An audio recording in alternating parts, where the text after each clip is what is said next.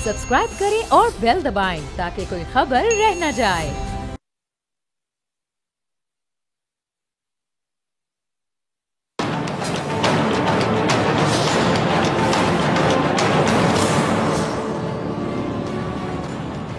अस्सलाम वालेकुम, मैं हूं डॉक्टर फिजा खान और मैं हूं पाकिस्तान और आप देख रहे हैं ऐसे नहीं चलेगा। नाज़रीन, गलती करना बुरा नहीं है, गलती से इंसान को सीखने का मौका मिलता है, अपनी इस्लाह का मौका मिलता है। इंसान माजी में की जाने वाली गलतियों से सीख कर मुस्तकबिल को बेहतर बना सकता है। हाँ, अगर बुरा है तो गलती करके उस गलती पर डट जाना।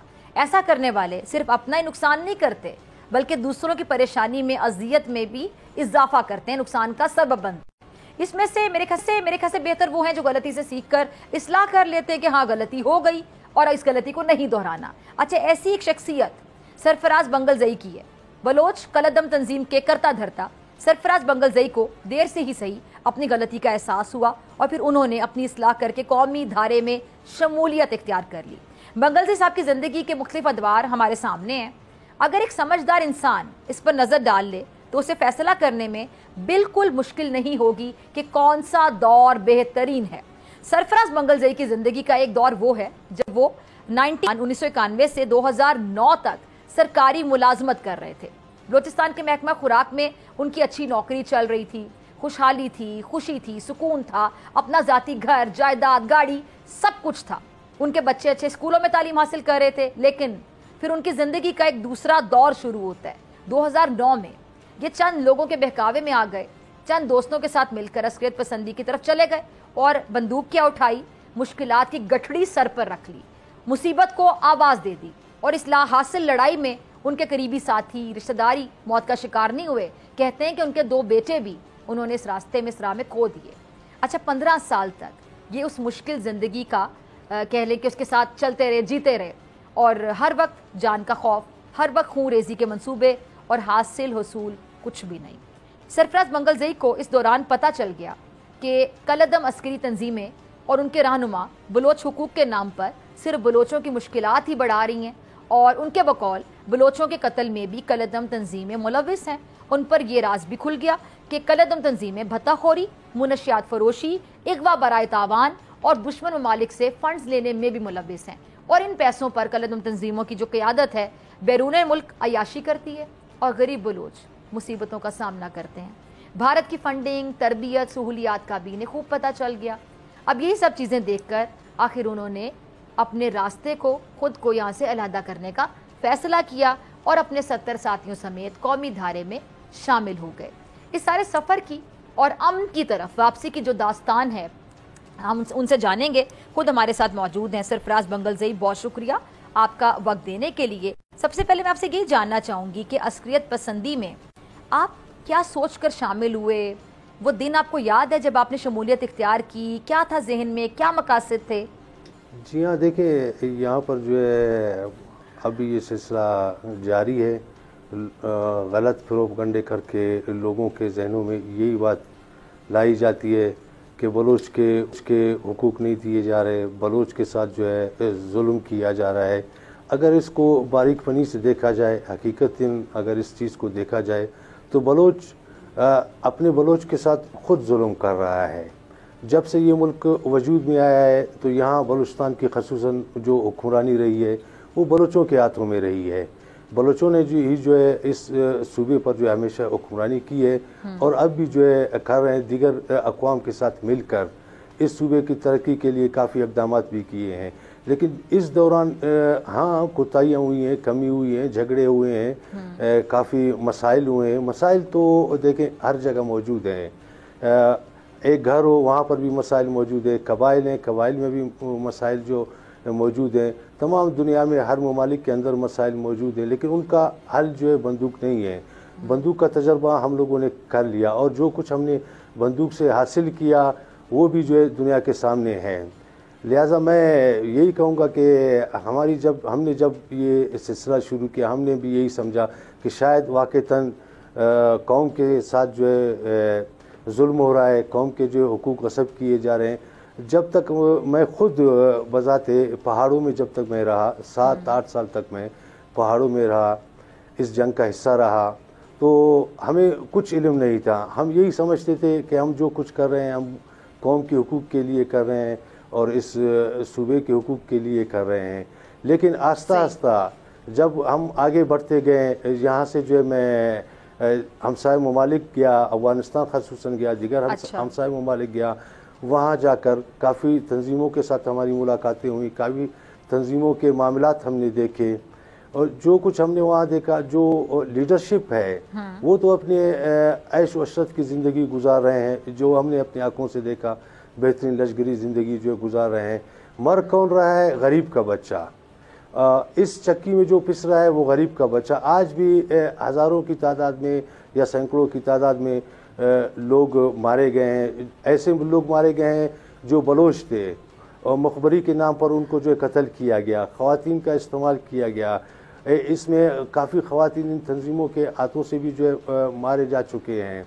تو یہاں پر اس چیز کو ہم نے دیکھا, محسوس کیا, ارد گرد جو ہے نظر دوڑائی, اس چیز کا جو ہم نے کافی تجزیہ کیا.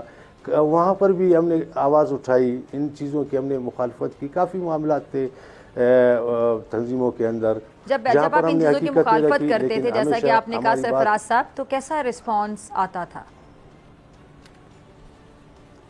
دیکھیں وہ رسپانس نہیں آیا جو رسپانس آنا چاہیے, وہ رسپانس نہیں آیا. تو ہمارے سامنے کافی چیزیں بھی عیاں ہو گئی کہ میں نے یہی محسوس کیا کہ ہم دیگر ممالک کے ہاتھوں کھیل رہے ہیں, لوگوں کے لیے جو ہے ہم استعمال ہو رہے ہیں, اور قوم کے بچوں کو جو ہے ہم استعمال کر رہے ہیں. اس سے بہتر ہے کہ ہم اپنی راہیں جدا کر لیں. تو میں نے اپنی راہیں جدا کرنے کا فیصلہ کیا. جب آپ ان کے ساتھ تھے تو آپ کے خاندان کی حالت کیسی تھی؟ جیسے کہ آپ بتا رہے ہیں کہ یہ لوگ تو عیاشیاں کرتے تھے, آپ کے خاندان کی حالت کیسی تھی؟ جی ہمارے خاندان کی حالت یہ کہ دکھ, تکلیف اور ایک درپدری کی زندگی, مہاجرت کی زندگی. آج بھی ایسے سینکڑوں خاندان ہیں جو ہمسائے ممالک میں بیٹھے ہوئے ہیں اور ان کی زندگی درپدر کی زندگی گزار رہے ہیں, لیکن وہ مجبور ہیں, وہ آنے کے لیے آنا چاہتے ہیں, ان کے لیے راستہ کھولا جائے, ریاست ان کے لیے سہولیات مہیا کرے.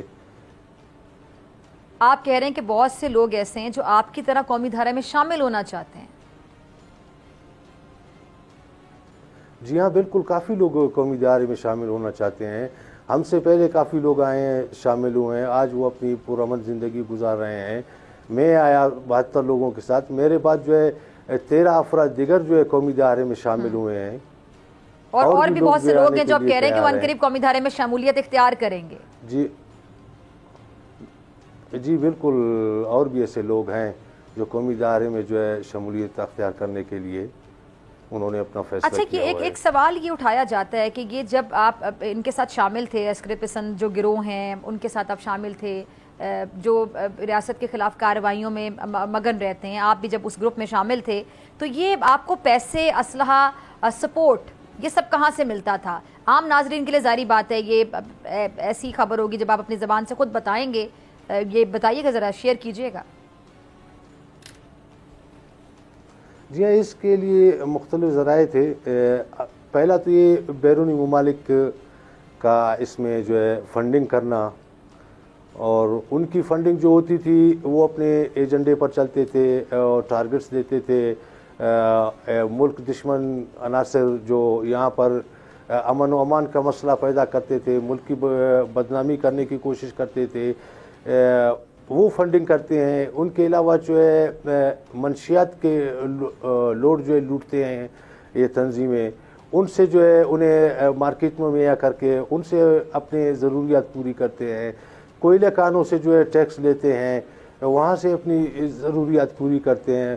لوگوں کے اغوا کاری کر کے جو ہے ان سے پیسے لے کر ان سے اپنی ضروریات پوری کرتے ہیں.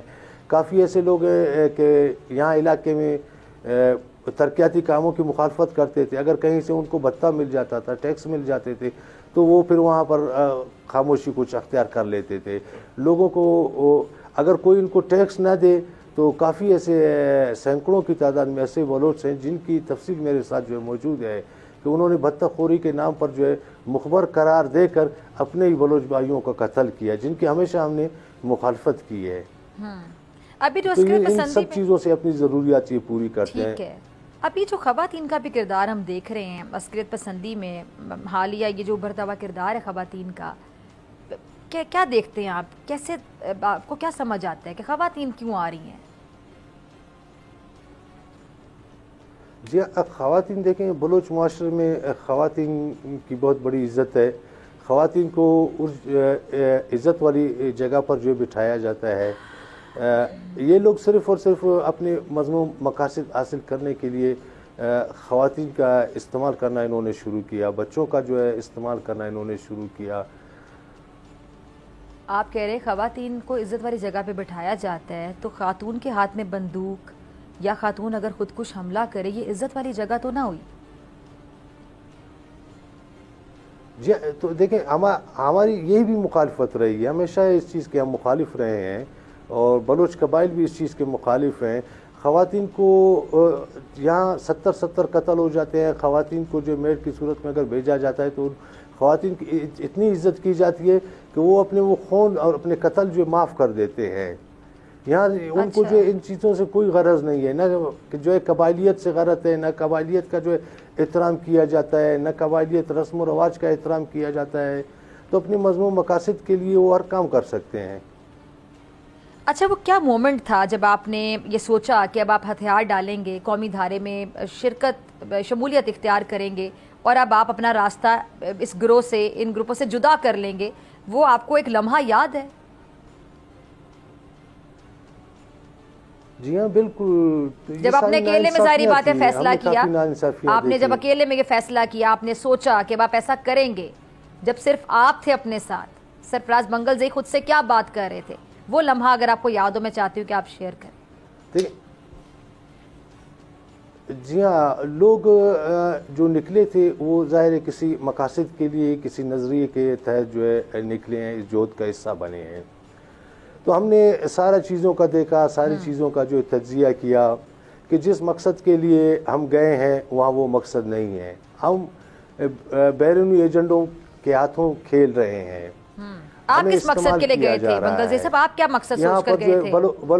آپ کیا مقصد سوچ کر گئے تھے؟ ہم یہی مقصد سوچ کر گئے تھے کہ ہم وہاں جا کر ہمارے ساتھ واقعتاً جو ہے کوئی ظلم ہو رہا ہے، زیادتی ہو رہی ہے، لیکن جب ہم نے قریب سے دیکھا تو ہمارے ساتھ کوئی ظلم زیادتی نہیں. ابھی میں نے اپنی جو ہے پوری عمر جو ہے گزاری، میرے بچے چھوٹے چھوٹے بچے تھے، نہ میں ان کو تعلیم دے سکا، نہ ان کی جو کوئی اچھی تربیت کر سکی. بچپن سے ہی میں نے ان کے ہاتھ میں جو بندوق دیا، تو یہ میرا قصور تھا. میں اس ماحول میں تھا، میں ایسی چیز میں تھا. تو آج بھی مجھے اس چیز کا جو پچھتاوا ہوتا ہے کہ میں نے اپنے بچوں کے لیے کچھ نہیں کر سکا، میں نے ان کو کوئی اچھا مقام نہیں دے سکا. تو ایسے سینکڑوں کی تعداد میں ایسی دیگر خاندان ہیں جن کے بچے بھی جو ہے درپدر کی زندگی. تو یہ فیصلہ آسان تھا؟ ظاہری بات ہے یہ فیصلہ مشکل تھا آپ کے لیے جب آپ نے راہیں جدا کیں اور جب آپ نے قومی دھارے میں شمولیت اختیار کی. کیا اس ٹائم پہ ذہن میں آیا؟ ظاہری بات ہے بہت سے ایسے سوال بھی ذہن میں آ رہے ہوں گے کہ ایسا کرنے کے بعد اثرات کیا ہوں گے، وہ ذرا شیئر کیجیے.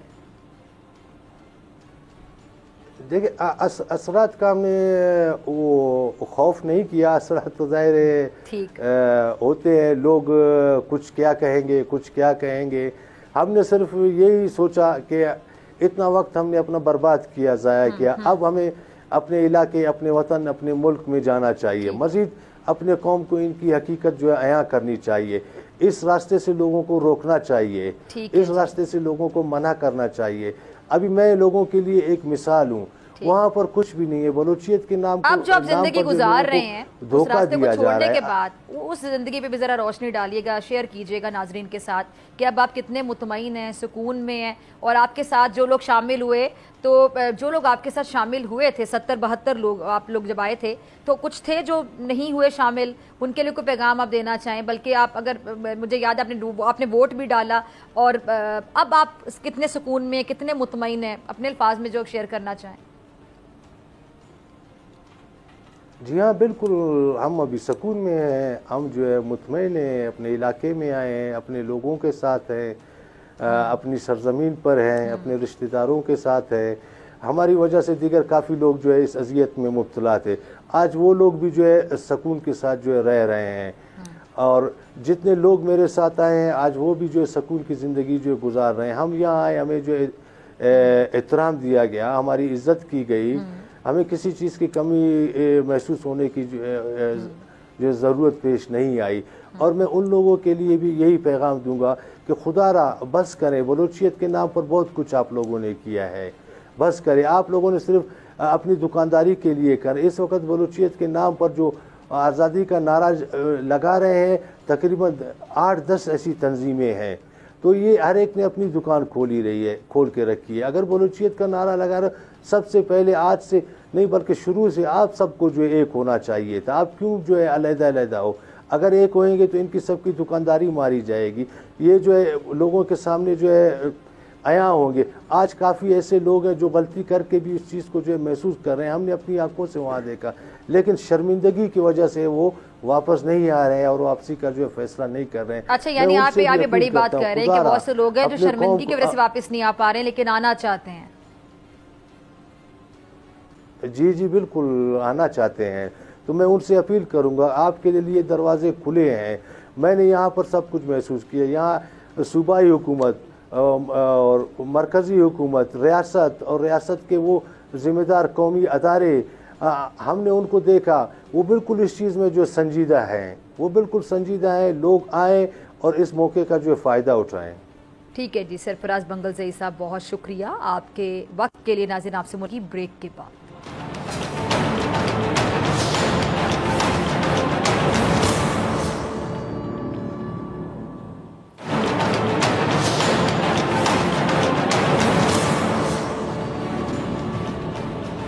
جی ویلکم بیک. ناظرین, جو لوگ عسکریت پسندی چھوڑ کر قومی دھارے میں شامل ہوتے ہیں تو ان کے لیے زندگی ظاہری بات ہے آسان نہیں ہوتی ہے, اور سابقہ تنظیمیں ان کی جان کے در پہ ہو جاتی ہیں اور معاشی مشکلات بھی سر اٹھا لیتی ہیں. اور مشکل کس گھڑی میں یہ حکومت وقت کی ذمہ داری ہے کہ انہیں تنہا نہ چھوڑے. اور اس معاملے کو لے کر بلوچستان حکومت آخر کیا اقدامات اٹھا رہی ہے, اس کا جواب لینے کے لیے میرے ساتھ موجود ہے ترجمان بلوچستان حکومت شاہد رند صاحب. بہت شکریہ آپ کا جوائن کرنے کے لیے. اور بریک سے پہلے آپ نے بنگلزئی صاحب کی گفتگو بھی ناظرین سنی. شاہد صاحب, میں سب سے پہلے یہی جاننا چاہتی ہوں, سرفراز بنگلزئی صاحب نے قومی دھارے میں شمولیت اختیار کی, بلوچستان کے حوالے سے ظاہری بات ہے بڑی اہم یہ بات ہے, ایک اہم ڈیولپمنٹ کہہ سکتے ہیں. آپ اسے کیسے دیکھتے ہیں؟ دیکھیں, ایک اچھی کوشش ہے اور ایک اچھی کاوش ہے. اس کا خیر مقدم ہمیں کرنا ہوگا کیونکہ انہوں نے ایک عرصہ جسے کہتے ہیں کلعدم تنظیم کے ساتھ مختلف دہشت گردی کی کارروائیوں میں گزارا, لیکن جب انہوں نے یہ ریئلائز کیا کہ انہیں واپس قومی دھارے میں آنا ہے تو اس کے لیے جب انہوں نے ریاست سے یا ریاست کے اداروں سے یا حکومت سے جب رابطہ کیا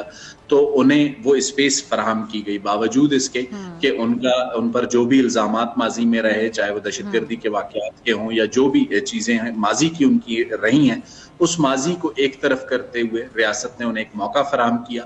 اور اس موقع سے لازمی سی بات ہے ان کے لیے کچھ مشکلات اپنی جگہ پہ ہوں گی, لیکن جہاں تک میری معلومات ہیں جب انہوں نے ریاست کے سامنے سرنڈر کیا اور ریاست کے سامنے آ کر اپنے آپ کو پیش کیا تو ریاست ان کو جس حد تک, ریاست سے میری مراد گورنمنٹ آف پاکستان اور گورنمنٹ آف بلوچستان دونوں ہیں, وہ جس حد تک انہیں جسے کہتے ہیں سیفٹی, سیکیورٹی اور جو بھی ان کے دیگر مسائل ہیں ان میں جہاں تک مدد کر سکتی ہے ضرور کر رہی ہے.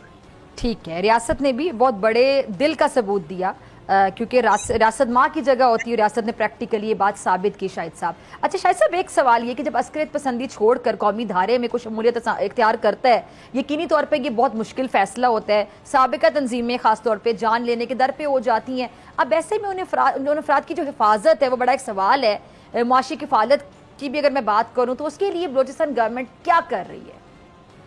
دیکھیں, گزشتہ حکومت میں اگر آپ کو یاد ہو ڈاکٹر مالک صاحب کے دور میں یہ ایک جسے کہتے ہیں پرامن بلوچستان کے نام سے ایک پیکج کا آغاز ہوا تھا. اس پیکج میں یہ تمام چیزیں شامل تھی. جب اس زمانے میں بھی کچھ لوگ ہتھیار ڈالتے تھے یا ریاست کے سامنے سرنڈر کرتے تھے تو ان کی سیکیورٹی سے لے کر ان کے جو معاشی مسائل ہیں ان کو لک آفٹر کرنا ریاست کی ذمہ داری ہوتی تھی اور ریاست وہ ذمہ داری ادا کرتی رہی ہے. اور حالیہ بھی جو سرنڈر ہے سرفراز بنگلزئی صاحب کا, یہ بھی اسی ایک پیکج کا حصہ ہے. کیونکہ ایک چیز یاد رکھیے گا, 2013 میں ڈاکٹر مالک صاحب کے زمانے میں جب یہ شروع کیا گیا اس کے بعد ایک اور گورنمنٹ آئی, بلوچستان عوامی پارٹی کی, جام کمال اس کو لیڈ کرتے تھے, یا اس کے بعد یونس بزنجو صاحب کی گورنمنٹ تھی, ان کا تعلق بھی بی اے پی سے ہی تھا, یا آج پاکستان پیپلز پارٹی یا پاکستان مسلم لیگ نون کی حکومت ہے. تو وہ جو پالیسی ہے وہ چونکہ کسی حکومت کی پالیسی نہیں ہے, وہ ریاست کی پالیسی ہے, تو اس کو کنٹینیو رکھا تمام حکومت. ٹھیک ہے. اچھا, مسنگ پرسنز کے حوالے سے میں شاہد رند صاحب ذرا جاننا چاہوں گی کہ اس مسئلے کو لے کر کچھ تنظیمیں بڑا پروپیگنڈا کرتی ہیں, کالعدم تنظیمیں اگر کہوں تو, اور حقیقت یہ بھی ہے کہ ایسے بہت سے افراد انہی کالعدم تنظیموں سے وابستہ ہو کر مسنگ یا لاپتہ بھی ہو جاتے ہیں. تو اس پروپیگنڈے کا توڑ کرنے کے لیے کیا ہمیں اسٹریٹجی اپنانی ہوگی؟ خاص طور پہ کہ میں بلوچستان حکومت کی بات کروں تو کوئی حکمت عملی جو کہ اس پروپیگنڈے کو اب ختم کر دے. دیکھیں، لاپتہ افراد ایک ایسا معاملہ ہے، ایک ایسا سبجیکٹ ہے جس پر جو چاہے لاپتہ افراد کی تنظیمیں ہوں یا لواحقین ہوں، ان کا اپنا ایک موقف ہے، ریاست کا اپنا ایک موقف ہے. اور چیف منسٹر بلوچستان سرفراز بگٹی وزیر اعلیٰ بننے سے پہلے جسے کہتے ہیں بطور وزیر داخلہ بلوچستان یا وفاقی وزیر داخلہ جسے کہتے ہیں نگران دور میں وہ تھے، تو وہ ایک موقف رکھتے تھے. لیکن لاپتہ افراد کا معاملہ ایک ایسا معاملہ ہے جس پر پاکستان پیپلز پارٹی کے چیئرمین بلاول بھٹو زرداری ایک پالیسی سٹیٹمنٹ دے چکے ہیں. اور پاکستان پیپلز پارٹی اور پاکستان مسلم لیگ نون کی جو کولیشن گورنمنٹ ہے بلوچستان میں، وہ چاہتی ہے کہ وہ اس مسئلے کو پولیٹیکل اونرشپ کے ساتھ حل کرے. اور اس کے لیے بلاول بھٹو زرداری صاحب نے ایک تجویز دی تھی صوبائی حکومت کو، وہ یہ تھی کہ بلوچستان صوبائی اسمبلی کی ایک پارلیمانی کمیٹی تشکیل دی جائے جو پولیٹیکل اونرشپ کے ساتھ اس مسئلے کو حل کرے.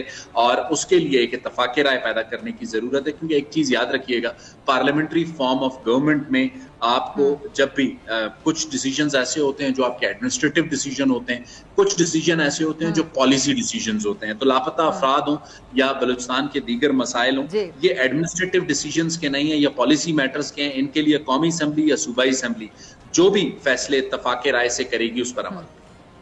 اچھا شاہد صاحب، آپ چونکہ ایک سینئر صحافی بھی ہیں، جرنلسٹ بھی ہیں، آپ بڑی گہری نظر رکھتے ہیں. اب تو آپ حکومت کو بطور ترجمان بھی آپ جوائن کر چکے ہیں اور آپ بڑے اچھے طریقے سے سمجھا سکتے ہیں، بلوچستان کے معاملات پہ بڑی گہری نظر رکھتے ہیں. کالعدم تنظیموں کی تو میں نے بات کی، سوال پوچھا، لیکن کچھ سیاسی جماعتیں اپنے مقاصد کے لیے اس ایشو کو بڑا استعمال کرتی ہیں، ہائی لائٹ کرتی ہیں، اور ظاہری بات ہے اپنے مقاصد کے لیے. اس کو آپ کیسے دیکھتے ہیں؟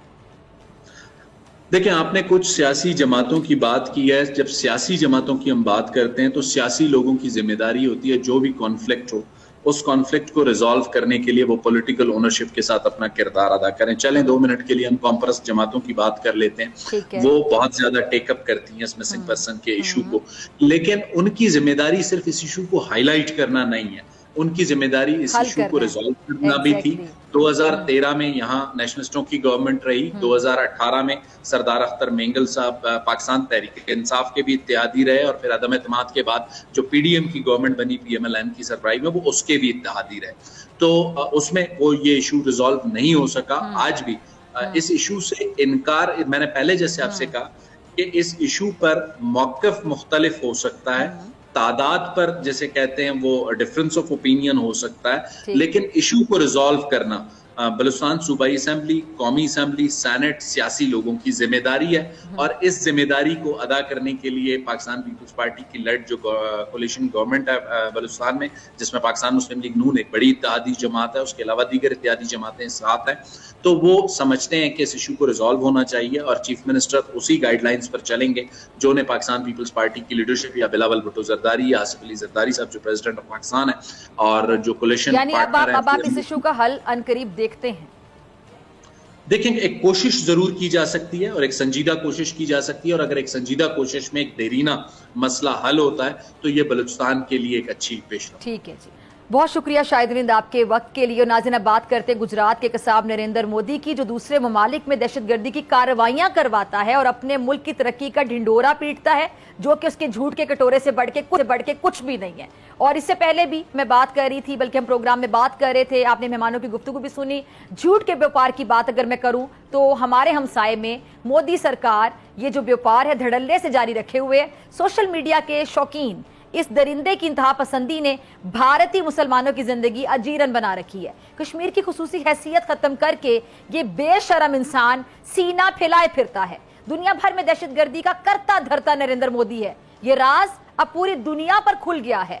بائیکاٹ انڈیا کی صدائیں شری لنکا سے لے کر بنگلہ دیش تک سنائی دے رہی ہیں، اور وجہ صرف یہ آدمی اور اس آدمی کی انتہا پسندی ہے، نریندر مودی کی. یہ مودی ہی ہے جس نے RSS کے گنڈوں کو بے لگام کر دیا ہے. یہ مودی ہی ہے جس نے کینیڈا میں خالصتان رہنماؤں کو قتل کرانے کے لیے دہشت گرد بھیجے. اور یہ مودی ہی ہے جس کا دہشت گرد بیٹا کلبھوشن پاکستان کی قید میں ہے. مودی ایک ایسا سانپ ہے جو دودھ پلانے والوں کو بھی نہیں بخشتا. پاکستان سے اس کی دشمنی ہے اور اس لیے یہ اسے نقصان پہنچانا چاہتا ہے، مگر احسان فراموشی اس کی ہے۔ یہ بے شرمی کی انتہا دیکھیے کہ جن بھارتیوں نے اسے ووٹ دیے، جن بھارتیوں نے ان کو ووٹ دے کر وزیر اعظم بنایا، اقتدار میں پہنچایا، یہ درندہ انہیں بھی زخم لگانے سے نہیں رکتا ہے۔ اور بھارتیوں کی غلطی یہ کہ انہوں نے اس دھوکے باز کے جھوٹے وعدوں پر اعتبار کیا، ترقی کے سبز باغ اس نے دکھائے، عوام سے ووٹ دیے، اور پھر اپنی یہ جو غلط اس کی حرکتیں ہیں اس کی وجہ سے جو بھارتی اقلیتیں ہیں ان کے ساتھ ساتھ عام بھارتی کی زندگی بھی اس نے جیرن بنا کے رکھ دی۔ 10 سال سے یہ آدمی حکمرانی کر رہا ہے۔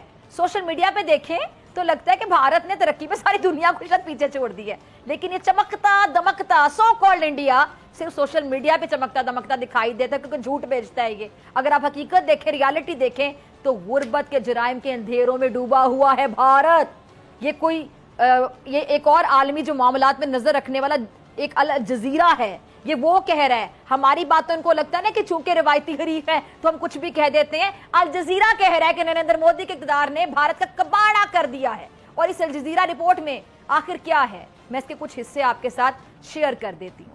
الجزیرہ رپورٹ میں کہا گیا ہے کہ کورونا کے بعد بھارت کی معاشی صورتحال بدتر سے بھی بدترین ہو گئی ہے۔ 80% سے زائد، 80%، یعنی سمجھ لیں کہ 100 میں سے 80 جو بھارتی ہیں ان کی حالت خراب ہو چکی ہے۔ 2 وقت کی روٹی کھانا ان کے لیے مشکل ہو گیا ہے، اور آپ اس 80% کو معمولی نہ سمجھیں۔ اگر ہم بھارت کی آبادی 1.25 ارب مان لیں تو اس میں سمجھ لیں کہ 96 کروڑ 96 کروڑ بھارتی جو ہیں ان کی زندگی مشکلات کا شکار ہے۔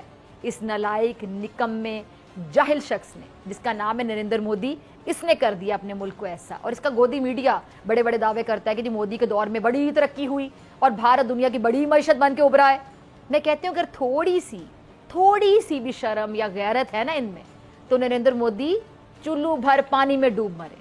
الجزیرہ کی رپورٹ دیکھ کر، اور الجزیرہ کی اس رپورٹ نے مودی کے جو کھوکھلے دعوے ہیں ان کا باقاعدہ پردہ چاک کر کے رکھ دیا کہ کیسے جو مودی سرکار ہے، اس کی جو ناقص پالیسی ہیں اس کے باعث کرونا کے بعد بھارت کی جو معاشی صورتحال ہے کتنی خراب ہوئی ہے۔ اور اس رپورٹ میں بھارتی پروفیسرز کے حوالے سے بتایا گیا ہے کہ 2020 میں بھارتی معیشت بدترین سطح پر، اور بھارتی جو معیشت ہے وہ انتہائی تنزلی کی پسترین سطح پر پہنچ گئی ہے، اور 80% سے زائد بھارتی آبادی غربت کی چکی میں پس رہی ہے، جس کی وجہ دولت کے غیر منصفانہ تقسیم ہے۔ ذرا غور کریں، جو دولت کی غیر منصفانہ تقسیم ہے نا، اس سے پھر یہ حالات ہوتے ہیں جو انڈیا میں ہیں، کیونکہ یہ جو بے حس بے شرم آدمی صرف اپنے دوستوں کو نوازنے میں لگا ہوا ہے۔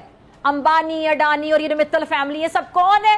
یہ مودی کے فرنٹ مین ہے، مودی کے یار دوست ہیں، ایجنٹ ہیں نریندر مودی کے، اور انہی کے کاروبار بزنس ترقی کرتے رہے، اور یہی لوگ الیکشن میں مودی کے اوپر بے تحاشا پیسہ لٹاتے ہیں، اور پھر بعد میں مودی کی مدد سے سرکاری خزانے کو دونوں ہاتھوں سے لوٹتے ہیں، کچھ لو کچھ دو۔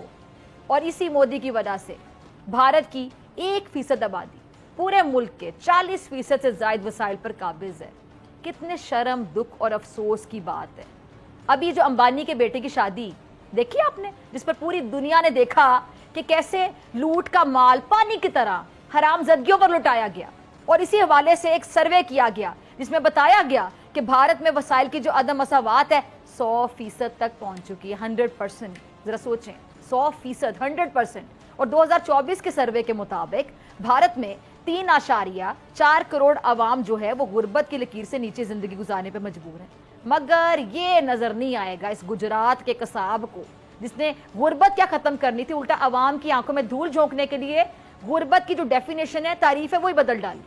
اس دھوکے باز نریندر مودی کی حکومتی پالیسیز نے ایسا نمونہ پیش کیا جسے دھوکہ دہی کے تحت کہہ لیں کہ کم سے کم بھارتی عوام کو، جنتا کو غریب دکھایا گیا، اعداد و شمار میں رد و بدل کیا گیا۔ اب یہ جو نیو ویلفیئرزم کے نام سے مودی سرکار نے انتخابات کے قریب آتے ہی ایک ڈرامہ رچایا ہے، اور اس ڈرامے کے تحت بھارت کے جو اصل مسئلے ہیں ان سے عوام کی، جنتا کی توجہ ہٹاتے ہوئے انتخابی جو فوائد ہیں ان کے لیے یہ مہم چلائی جا رہی ہے، ذرا دیکھیں۔ اور دوسری طرف نریندر مودی کے دور حکومت میں صحت اور تعلیم کے نظام میں جو مثبت تبدیلیاں ہیں وہ باقاعدہ ناممکن دکھائی دیں، اور بھارتی بینک کے جو سابق گورنر وہ کہتے ہیں کہ مودی کے حکومت میں ہوتے ہوئے پڑھے لکھے ہزاروں بھارتی طلبہ جو ہیں وہ اچھے روزگار سے محروم ہیں۔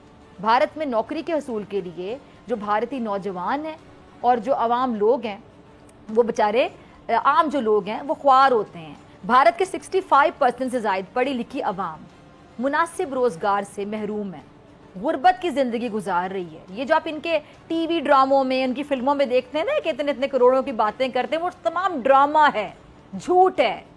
ایک عالمی تنظیم کا یہ کہنا ہے کہ مودی سرکار کے جو جھوٹے وعدے ہیں اور ناقص پالیسیز, ان کے تحت بھارتی نوجوانوں میں شدید مایوسی پھیل رہی ہے اور ڈپریشن بڑھ رہا ہے. اور بھارت میں اپنے مستقبل سے مایوس جو نوجوان ہیں وہ روزگار کی تلاش میں اسرائیل اور روس جانے کے خواہشمند ہیں تاکہ وہاں جا کے شاید ان کو روزگار مل جائے. اور اسرائیل آپ کو پتہ ہے جہاں خوفناک جنگی صورتحال ہے, پھر بھی بیچارے ہزاروں بھارتی جو نوجوان ہیں, جو پڑھے لکھے بیچارے وہاں کے نوجوان ہیں, وہ اسرائیل میں نوکریوں کے لیے درخواستیں دے رہے ہیں. کتنے مجبور اور بے بس ہیں وہ نوجوان. اور مودی جی یہ شرم سے ڈوب مرنے کا مقام ہے آپ کے لیے, مگر آپ کا کیا کام شرم سے؟ اس بے شرم انسان کو تو فکر ہے صرف اپنی عیاشیوں کی, اپنے یاروں دوستوں کی, اور ظلم کی انتہا دیکھیے. یہ ڈرامے باز نریندر مودی پچھلے 9 سال کے دوران اپنی اشتہار بازی اور مشہوری پر $950 ملین اڑا چکا ہے. صحیح سنا آپ نے, $950 ملین. دیکھا آپ نے, بھارتی بھوکے مر رہے ہیں اور اس بے حس انسان کی شو بازیوں پر اربوں روپے لٹائے جا رہے ہیں. اب تو بھارتی بھی ہاتھ اٹھا کر اس موذی سے جان چھڑانے کے لیے لگے ہیں. ہماری بھی دعا ہے کہ ان کی دعائیں جلد قبول ہو جائیں, ان کو کوئی اچھا لیڈر مل جائے جو غریب بھارتی عوام کے لیے سوچے, صرف اپنے یاروں دوستوں کے لیے نہ سوچے. چلتی ہوں میں اپنی اگلی سٹوری کی جانب. کچے میں ڈاکو جو ہیں وہ لوگوں کی جان لے رہے ہیں اور پکے میں بھی حالات بے قابو ہو گئے ہیں. کراچی جو کہ روشنیوں کا شہر ہے, نہ جانے سے کس کی نظر لگ گئی ہے. یہاں جرائم کے اندھیروں نے ڈیرے ڈالنی ہے. کراچی والوں کی جان محفوظ نہیں ہے, مال بھی محفوظ نہیں ہے. اچھا, اس عید پر مجھے جس خبر کو سن کر سب سے زیادہ دلی دکھ ہوا, اور آپ نے بھی یہ خبر سنی ہوگی اور آپ کی بھی وہی حالت ہوگی جو میری تھی اس خبر کو سننے کے بعد, وہ کراچی کے ایک نوجوان تراب کی اسٹریٹ کرمنلز کے ہاتھوں ہلاکت کی خبر تھی. یہ ذرا فوٹیج بھی دیکھ سکتے ہیں, دیکھیے گا ذرا. بے حس درندے بے حسی کے ساتھ مال بھی لوٹ کر لے گئے, اور مال لوٹنے کے بعد جاتے ہوئے اس بیچارے نوجوان کی جان بھی لے گئے گولی مار کے. اچھا, اس خبر کی اگر آپ تفصیل پڑھیں تو یقینی طور پہ وہ ہم کہتے ہیں نا رونگٹے کھڑے ہو جاتے ہیں. باقی آپ کے رونگٹے کھڑے ہو جائیں. عید کا دن, گھر پر مہمان آئے ہوئے ہیں. ظاہری بات ہے گھر پہ جب مہمان آتے ہیں تو ان کی خوب آؤ بھگت ہوتی ہے. کسی سامان کی ضرورت پڑی, یہ نوجوان گھر سے نکلا اور قریب کی مارکیٹ میں چلا گیا تاکہ سامان لے کر آ سکے. پھر کیا تھا جی بدقسمتی کہ تراب کو زندہ سلامت گھر لوٹنا نصیب نہیں ہوا اسٹریٹ کرمنلز کی وجہ سے. گھر والوں کی مہمانوں کے ساتھ خوش گپیاں چل رہی تھیں, اور اچانک ایک پڑوسی خاتون دوڑتی ہوئی آتی ہے اور گھر والوں کو بتاتی ہے کہ آپ کے بیٹے کو تو کسی نے گولیاں مار دی ہیں, اور گولیاں مار دی ہیں اور وہ دنیا سے چلا گیا, نہیں رہا دنیا میں. اب آپ اندازہ کریں یہ خبر سن کر اس خاندان کی کیا حالت ہوگی. اور اس واقعے کی جو ڈیٹیل سامنے آئی ہے ذرا سنیے گا. تراب اپنے دوست کے ساتھ گھر کے قریب وہ جو ATM مشین تھی اس سے پیسے نکلوانے گیا تھا, اور پیسے لے کر جیسے ہی وہ بیچارہ باہر نکلا تو ڈکیتوں نے اسے گھیر لیا. اس کے دوست بھی تھا ساتھ. تراب کے دوست نے پرس موبائل فون دے دیا, لیکن تراب نے کچھ مزاحمت کی جس پر ڈکیتوں نے اسے سر پر گولی مار دی. 37 سال اس نوجوان کی عمر تھی. ایک پرائیویٹ کمپنی میں ملازم تھا. 3 بچے ہیں جن میں سب سے چھوٹا بچہ آپ کو پتہ ہے اس کی عمر کیا ہے؟ 6 ماہ. 6 ماہ کا بچہ.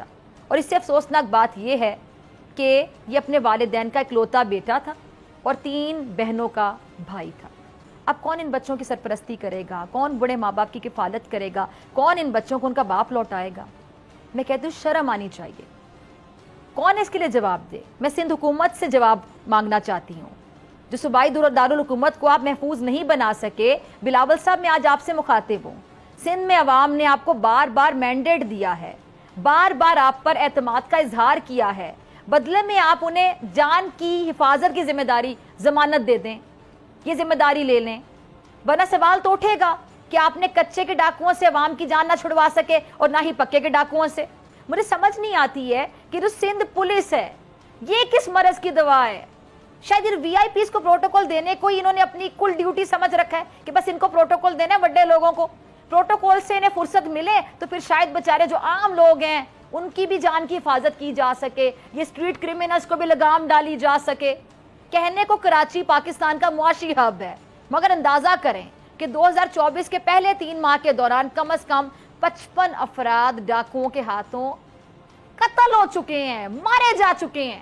اور یہ قتل و غارت رمضان المبارک کے مقدس مہینے میں بھی نہیں رکی. سوچئے, رمضان المبارک کے مقدس مہینے میں یہ جو ڈکیتی مزاحمت پر 19 شہری قتل کیے گئے ہیں.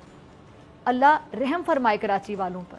اور اگر حکومت انہیں تحفظ نہیں دے سکتی تو پھر انہیں اپنے تحفظ کا خود بندوبست کرنے کا اختیار ہی دے دے تاکہ یہ اپنی جان تو بچا. ناظرین, آپ سے ملاقات ہوگی بریک کے بعد.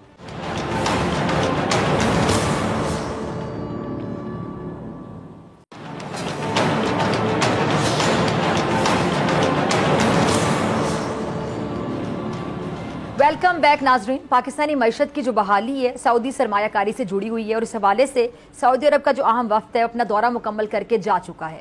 اس دورے میں کسی معاہدے پر دستخط نہیں ہوئے ہیں اور نہ ہی کسی منصوبے کا اعلان ہوا ہے, لیکن امید یہ ہے کہ سرمایہ کاری منصوبوں کے حوالے سے ابتدائی کام مکمل کر لیا گیا ہے. ان منصوبوں کا اعلان سعودی ولی عہد شہزادہ سلمان کے متوقع دورے پر ہو سکتا ہے. وزیر اعظم شہباز شریف صاحب سعودی وفد کے دورے سے بہت مطمئن ہیں, جس کا اظہار انہوں نے کابینہ کے اجلاس میں کیا. وزیر اعظم کا یہ کہنا تھا کہ سعودی ولی عہد شہزادہ محمد بن سلمان کے مشکور ہیں کہ جنہوں نے وزیر اعظم کے حالیہ دورے کے بعد خصوصی دلچسپی لے کر سعودی وفد کو پاکستان بھیجا, اور وزیر اعظم نے وفاقی کابینہ اور متعلقہ حکام کی سعودی وفد کے کامیاب دورے کے لیے کاوشوں کی تعریف کرتے ہوئے کہا کہ سعودی وفد پاکستانی وزراء اور حکام کی تیاری سے متاثر ہوا ہے, اور سعودی وزیر خارجہ شہزادہ فیصل بن فرحان نے اس کا برملا اظہار بھی کیا. وزیر اعظم نے کہا کہ ہمیں اس طرح محنت اور لگن سے اس سرمایہ کاری کی پاکستان میں آمد اور منصوبوں کی تکمیل یقینی بنانا ہے. اس حوالے سے نہ تو پرانے طریقہ کار پر چلنے کی گنجائش ہے اور نہ میں اس کی اجازت دوں گا. اپنی عوام سے کیے گئے عہد کے مطابق پاکستان کی ترقی اور خوشحالی کے لیے دن رات محنت کریں گے. اچھا, وزیر اعظم شہباز شریف صاحب نے بالکل درست نشاندہی کی ہے. ہمارے جو سرکاری دفتر ہیں ان میں ریڈ ٹیپ کا جو کلچر ہے وہ آپ دیکھ لیں کہ بنے بنائے کام کو بگاڑ سکتا ہے, اور اس حوالے سے خصوصی توجہ دینے کی بھی ضرورت ہے. اچھا, سعودی وفد کے دورے کو لے کر سب سے اہم بات یہ ہے کہ پاکستان امداد کی بجائے سرمایہ کاری پر توجہ دے رہا ہے, جس کے جو دورس میرے خیال سے نتائج بھی ہوں گے. اور معاشی معاملات کے ماہرین جو ہیں ان کے مطابق پاکستان اور جو سعودی عرب ہیں تعلقات جو ہیں اس کو معاشی شراکت داری میں تبدیل کرنے کی طرف بھی بڑھ رہے ہیں, جو کہ بدلتے حالات اور پاکستان کی معاشی مشکلات میں آسانی کے لیے بہت ہی اہم ہے. اس میں کوئی شک نہیں ہے کہ پاکستان اور سعودی عرب کے درمیان تاریخی, برادرانہ اور اسٹریٹجک تعلقات ہیں, اور سعودی عرب نے ہر مشکل وقت میں پاکستان کی مدد کی ہے. لیکن میں یہ سمجھتی ہوں کہ جو دو طرفہ تعلقات ہیں ان میں دفاع سے بڑھ کر بھی ہم معاشی, سفارتی اور مشترکہ منصوبوں میں تعاون کو بڑھا سکتے ہیں, اور اس سے کسی ایک کا نہیں بلکہ یقینی طور پہ دونوں ممالک کا فائدہ ہوگا. اور یہ بات بھی بڑی اہم ہے, بڑی اہمیت کی حامل ہے کہ وزیر اعظم شہباز شریف صاحب کے دورہ سعودی عرب کے فوراً بعد سعودی وزیر خارجہ کی سربراہی میں جو اعلیٰ وفد کی اسلام آباد آمد ہوئی, یہ باقاعدہ اس بات کی عکاسی کرتی ہے کہ سعودی عرب پاکستان کو بہت اہمیت دیتا ہے اور اس سے اپنے تعلقات کو مزید وسعت بھی دینا چاہتا ہے. اچھا, موجودہ حکومت اولین جو ترجیح ہے موجودہ حکومت کی اس وقت ملک کی معیشت کو بہتر کرنا, درست کرنا, معاشی مشکلات پر قابو پانا ہے, اور اس منزل تک پہنچنے کے لیے پاکستان سعودی قیادت کی طرف دیکھ رہا ہے تاکہ وہ ملک میں معدنیات اور زراعت سمیت دیگر شعبوں میں سرمایہ کاری کے منصوبوں کو تیزی سے مکمل کرنے میں مدد کرے. اچھا, ماہرین کا یہاں تک کہنا ہے, خیال ہے کہ بلوچستان میں اگر کسی ملک کی سرمایہ کاری مقامی سطح پر سب سے زیادہ قابل قبول ہوگی تو وہ سعودی عرب کی سرمایہ کاری ہوگی, اور ہماری دعا ہے کہ حکومت ملک کی جو معاشی سمت ہے وہ جلد ٹھیک درست کرنے میں کامیاب ہو جائے اور جلد ہو جائے تاکہ مہنگائی میں جو پسے عوام کو ریلیف بھی جلد از جلد ملے. اسی کے ساتھ مجھے دیجیے اجازت, آپ سے ملاقات ہوگی انشاءاللہ کل سیم ٹائم سیم چینل. اگر زندگی نے وفا کی دعاؤں میں یاد رکھے گا, اپنا بہت خیال رکھے گا. اللہ نگہبان.